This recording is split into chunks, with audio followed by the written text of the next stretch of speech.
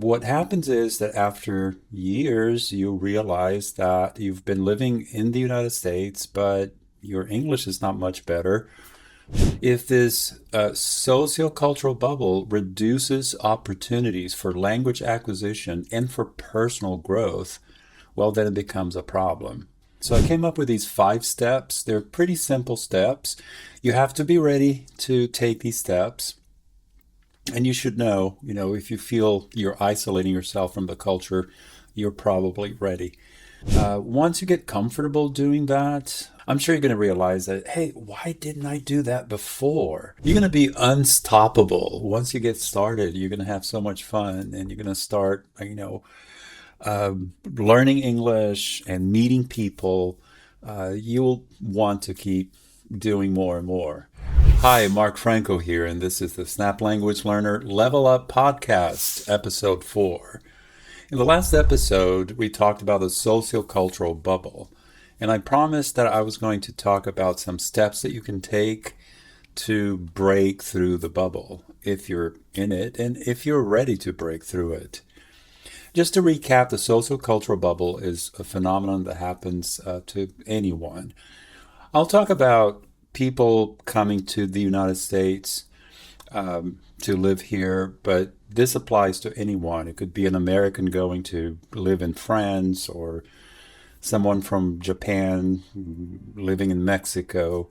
It happens to anyone. So what happens is you move to the United States and you think that once you get here, your English is going to get better automatically. It's just going to happen because you're living here, you're in constant contact with the language. But the reality is that many people, once they get here, they start finding people from their country, which makes sense because, we want to socialize with people that are like us, people that speak our language. But you end up only socializing with people from your country of origin and speaking your native language. Maybe you get a job where you get to speak your own language, or perhaps a job where English is not really needed. You don't have to speak perfect English to do well on that job. What happens is that after years, you realize that you've been living in the United States, but your English is not much better. You don't have any American friends, people that you can speak English with. You go shopping where people speak your language. You do things that you would be doing in your country of origin anyhow. So you are in this bubble, a sociocultural bubble, where you move around the country as if you were in your own country, which of course means that you're not going to improve your language skills in English very well. There's an important disclaimer I need to make here, that there is nothing wrong with staying close to your cultural and linguistic community. Actually, it is a good thing to keep up with your native language in your everyday life. Your relationships in your community provide important social support. Once you get to the United States, the people that have already been living here are the ones that will give you tips and tell you how to navigate life in the United States. So it's important for you to have that community, especially at first when you first get here. And you should not stop celebrating your holidays, celebrating your culture and your language, keeping up with the news from your country. There's nothing wrong with that. Now, the problem is when you do not develop language skills in English, which then stops you from getting better jobs, helping your children with schoolwork. Your children will learn English very quickly and go to school, and they will come to you and ask you for help, but you can't provide the help because you don't speak English. You may want to go to school yourself. If this sociocultural bubble reduces opportunities for language acquisition and for personal growth, well, then it becomes a problem. I've had my own experience, as I told in the previous episode, when I lived in Germany and I put myself in a kind of a sociocultural bubble where I was not really learning German because I was isolating myself from German people and German culture and so forth. So I have some experience with ways of uh, things that you can do to get out of the bubble, to break through the bubble. And I've also worked with students over the years that found themselves in a sociocultural bubble, and I try to coach them and help them find ways to maintain their culture, but get out more and be a part of the community in the United States. So I came up with these 5 steps. They're pretty simple steps. You have to be ready to take these steps. And you should know, if you feel you're isolating yourself from the culture, you're probably ready. The first 2 steps provide the groundwork to prepare you for the other steps. They will help you later when you take more active steps, the last 3 steps. You can take 1 step at a time, or you can take some steps at the same time. It's all up to you.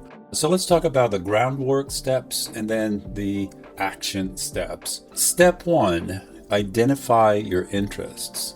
It's interesting that some people believe they do not have any interests. They judge their interests as trivial. When I talk to students and I ask them, what they like to do and what their interests are, they just shrug and say, I don't have any interests. And when I start talking to them and I ask them, for example, how do you spend your free time? What do you do? They start telling me things that lead me to believe that, they do have interests. They do things in their free time that sometimes are pretty cool. They'll say, I read manga, or I play video games. That's an interest. Don't dismiss your interest as trivial. It's just an interest. It's what you like to do. Another question I ask is, what topics interest you when you read something or when you talk to other people? What are things that you don't care to talk about, and things that get you interested? If you're interested, well, that's an interest.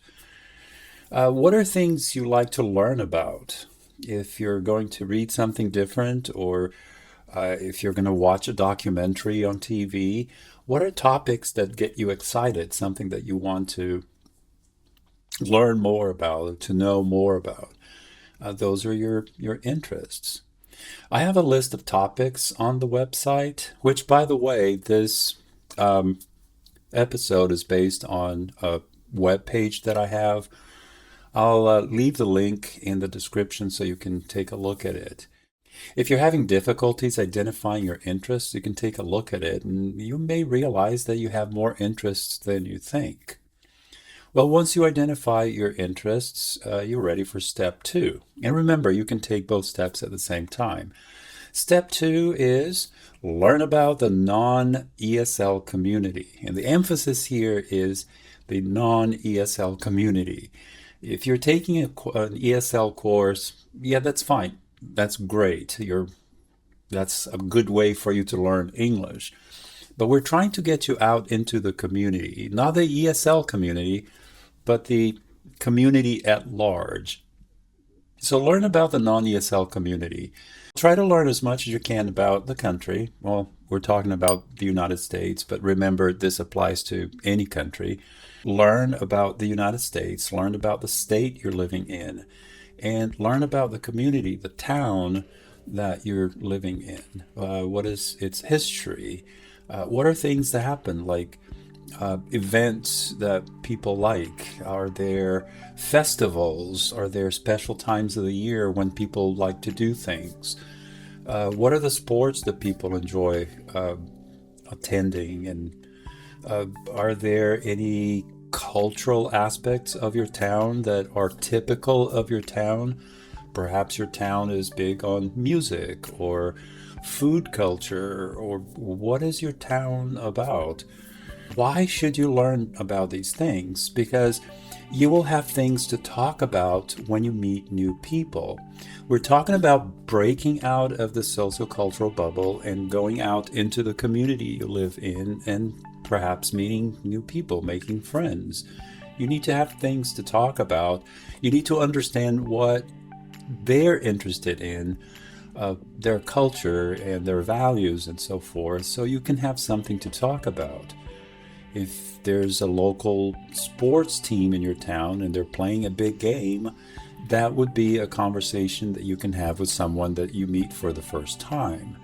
If you don't know anything about where you're living, what are you going to talk about? It will also help you understand what's going on in the city. If there's an event in the community, I think a lot of times people don't participate in these events because they don't make any sense to them.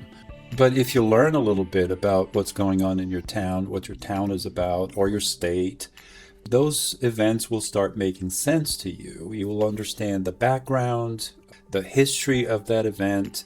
It will be more interesting for you to participate in it. And again, you will have something to talk about when you meet new people. Once these groundwork steps are completed, you know more about yourself and your interests, and you understand where you live. You have something to talk about. You understand what's going on around you. Now it's time to start acting. It's time to start participating in the community. Step 3, research non-ESL available resources. That can be very simple. Just Google. Google is your friend at this point. Search the internet for activities related to your interests. Well, the interests that you listed in step 1. In the United States, it's amazing what you will find out there. The only limitation you may have depends on where you live. If you live in a large town or a large city, you will probably have a lot more to choose from than small towns. But even small towns will have resources and activities that you can take part in.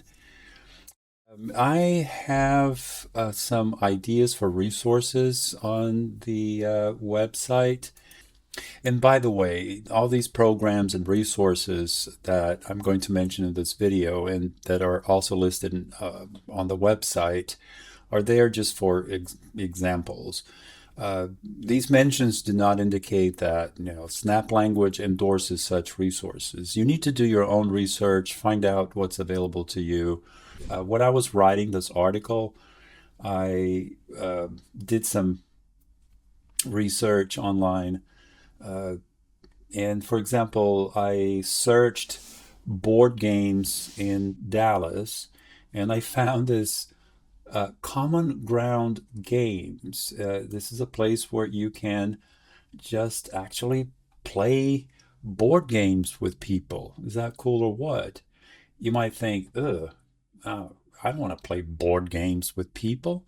Well, that's not your interest. But if you do, go play with people and make some friends, and they'll be speaking English, and that'll be an opportunity for you to learn. Public libraries are an excellent source of resources for you. Large towns, small towns, they all have a library.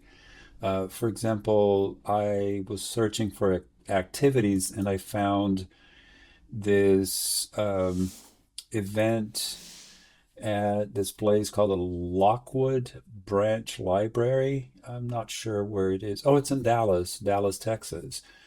Dinosaur Craft, calling all dinosaur enthusiasts, stop by the library to make an awesome dinosaur craft. If you have children, hey, bring your children to it. You will end up meeting other parents. You have something in common. You have children. You're participating in that activity. Is that cool or what? I also found a tweet from a library in Oklahoma. They were having a health, wellness, and fitness program. Cooking with Susan on Tuesday. Yoga also on a Tuesday. Tai Chi on Wednesday. So if you're interested in that sort of thing, Go to the library and participate in it. Another search I did was Comic Book Reading Club in Boston, and I found the Boston Sci-Fi Fantasy Meetup Group. Is that cool or what? If you're interested in sci-fi, there's a group of people that are interested in it too, and they have activities. This is an app called Meetup. You may want to take a look at that. They will have activities for your town specifically. You have cooking classes at Whole Foods. Another great way for you to meet people, like-minded people, is to volunteer your time, do some volunteer work. You have here volunteermatch.org, idealist.org, Points of Light. They will match you with your interests and the kind of volunteer time that you want to spend, or the volunteer activity you want to be engaged in. These are organizations you might want to check out. And again, I'm not endorsing any of these. You need to be careful. Just check it out, see what it's like. So these are just quick searches that I did, a little bit random.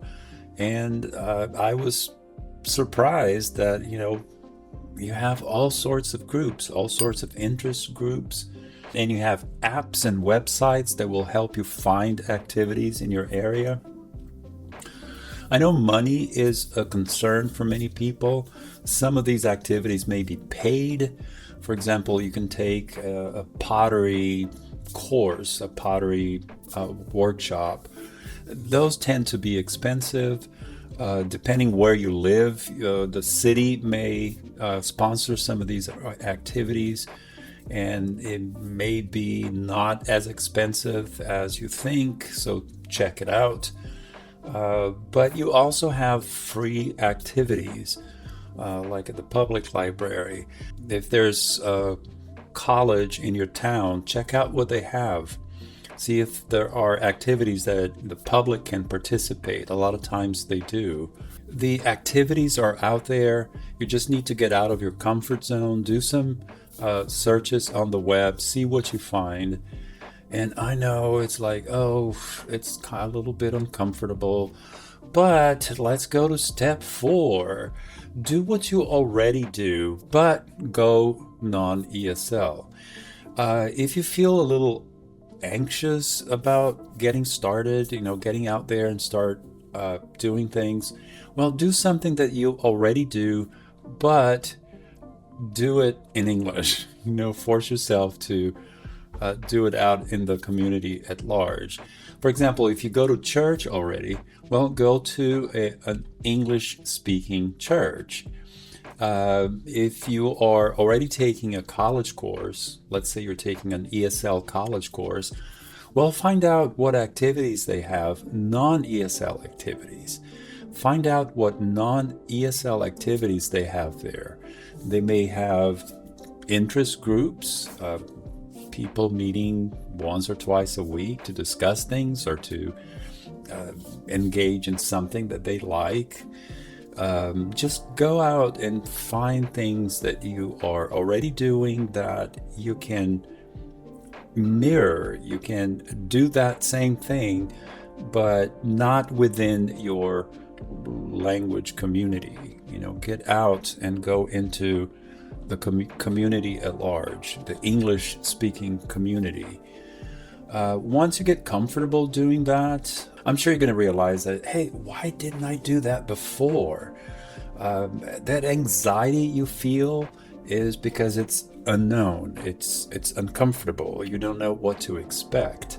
But once you get started and you start having positive experiences, you realize that there's nothing to it. It's just, people that have common interests doing things that they enjoy. Then you'll be ready for step 5. Or maybe you're already ready for step 5. Step 5 is pretty simple. Just try new activities. Once you've been doing these activities that you've already been doing, but in your own language, once you've been doing these activities and you start feeling comfortable doing them in English, well, start finding new things. And remember, you listed those interests in the first step, and you listed things that you like to learn, things that maybe you would like to explore, something new. Well, then it's time for you to start doing those things. You're going to be unstoppable. Once you get started, you're going to have so much fun, and you're going to start, learning English and meeting people. You'll want to keep doing more and more. And remember, it doesn't matter what the activity is. Don't judge your interests as not interesting. If it's an interest, it's interesting. It's interesting to you. It doesn't matter what it is. Do you like cooking? Well, go take some cooking lessons. There are even free lessons, cooking lessons. You might find people that also enjoy cooking, and you make a friend and you start sharing recipes and go to each other's homes and, cook each other meals. And through doing volunteer work, you will find a lot of interesting people that enjoy doing volunteer work too. And you'll just keep moving forward.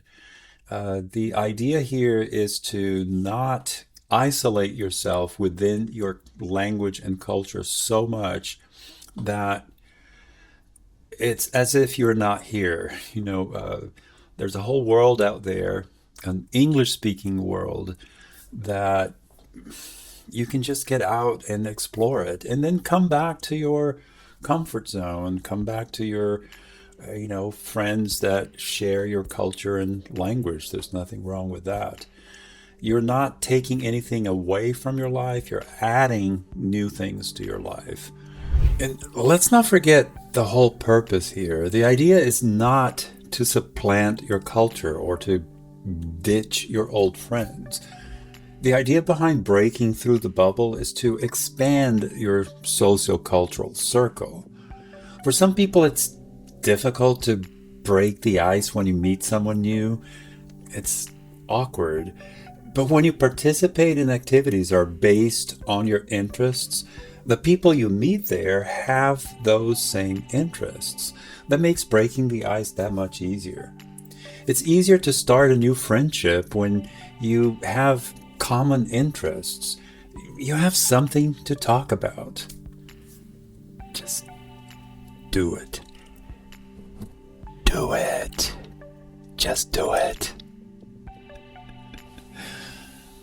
Now, one issue here is that I know that a lot of people that watch the channel do not live in the United States, or they do not live in an English-speaking country, but they are learning English.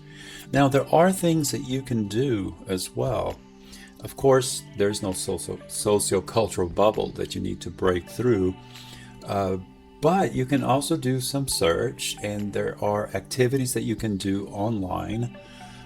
You can participate in meetups, online meetups with people here in the United States or in England if you prefer British English or whatever.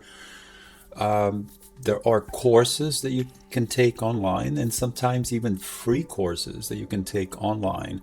They're based in the United States, so the whole course is in English, and you may interact with people who live in the United States, but you're still at home.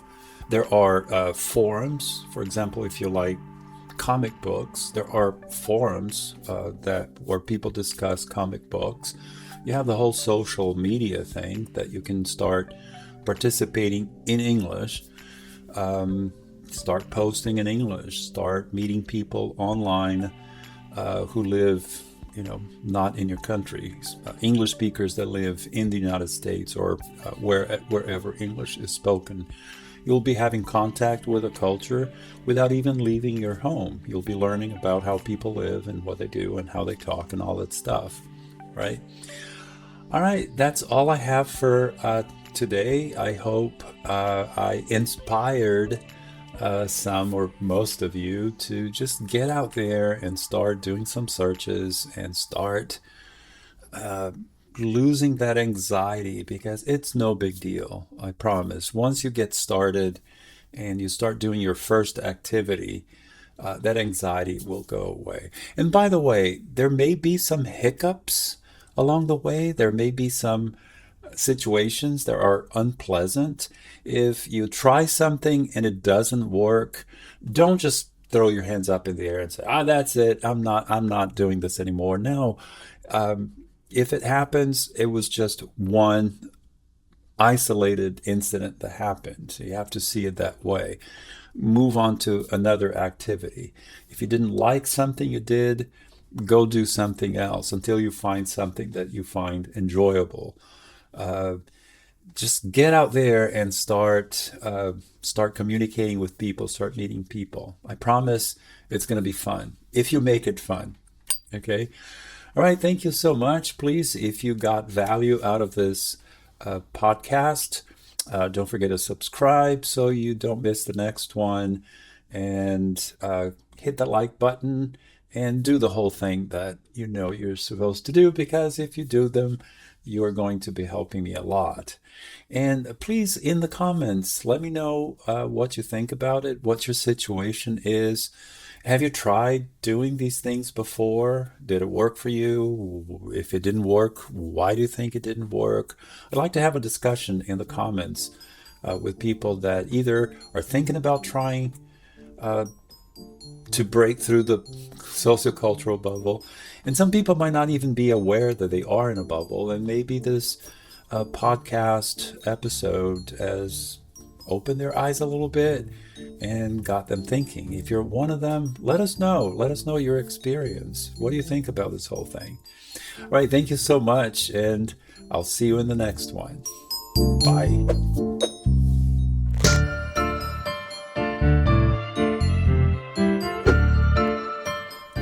Go buy my mug.